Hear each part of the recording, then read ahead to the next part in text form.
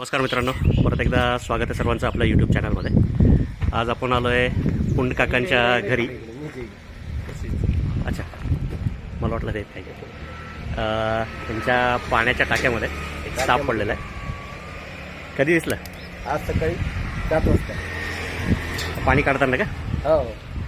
आता हे थंडीचे असे साप येतात, जरा ऊन वाढायला लागले.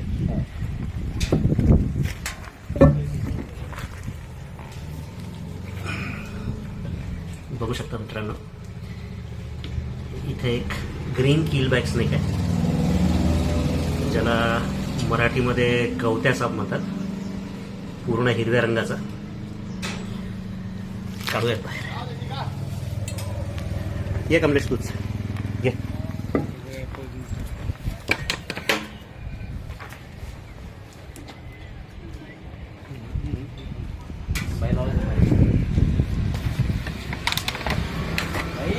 स्टिक ठेवून दे खाली. ये दोन्ही हातात. हा मित्रांनो गवत्या साप, बऱ्यापैकी ॲडल्ट वाटतोय. बहुतेक काल रात्री पडलेला असेल तो. रोज पाणी काढता का कधी मध्ये?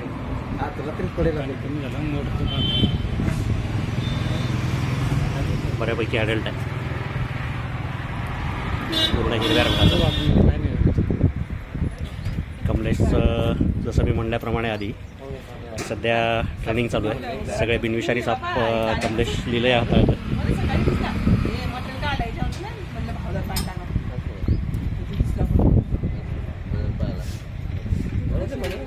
गवत्या साप बिनविषारी नाही, कातीवर नाही आहे. ते आता पाण्यात पडल्यामुळे एखाद्याला थोडासा डम झाला असेल. तो पाण्यात नाही राहत साप, सगळे पाण्यात राहणारे साप वेगळे असतात.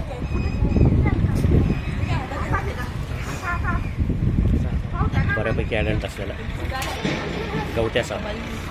हिंदीमध्ये याला हारानाग पण म्हणतात, कारण बऱ्याच वेळेला चिडल्यानंतर हा थोडासा नागासारखा बिहेव करतो.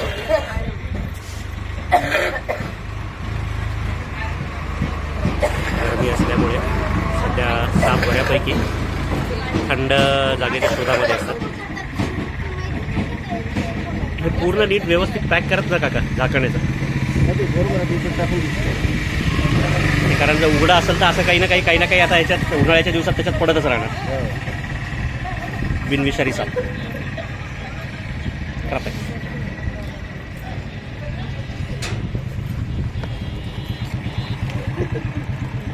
झालाय सक्सेसफुली रेस्क्यू.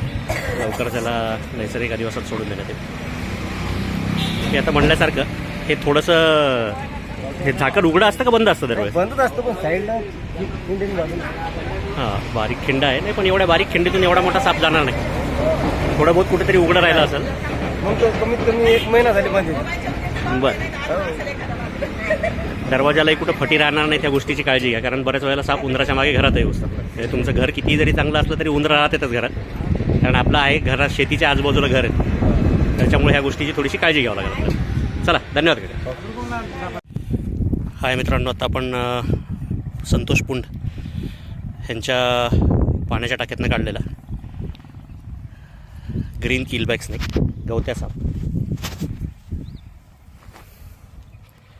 पूर्ण हिरव्या रंगाचा. पाण्यात पडल्यामुळे थोडासा पांढरा पडला आहे तो. आता माहिती नाही कधीपासून पडला आहे, कारण त्या काकांनी सांगितल्याप्रमाणे जवळपास महिन्याभरापासून त्यांनी टाकी उघडली नव्हती. पण ज्या हिशोबाने त्याचा रंग झाला आहे त्यावरून कमीत कमी असं म्हणता येईल की एक 8-10 दिवस तरी झाले त्या सापाला पाण्यात पडून. पूर्ण भुरका झाला आहे तो. स्किनसुद्धा जी आहे ती बऱ्यापैकी सुरकुत्या पडल्यासारखं दिसत आहे.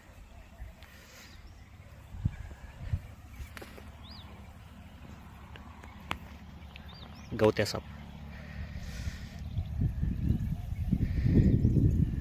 पाण्यातली माती पण चिटकली आहे बरीच त्याच्या अंगावर, त्यामुळे बऱ्यापैकी भुरका दिसतोय तो.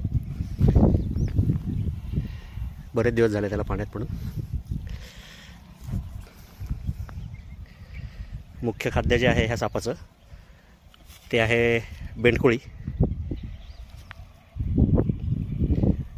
पण हा असा एकमेव साप आहे ज्याला विषदंतासारखे दात असतात. ग्रीन किलबॅक. गवत्या साप.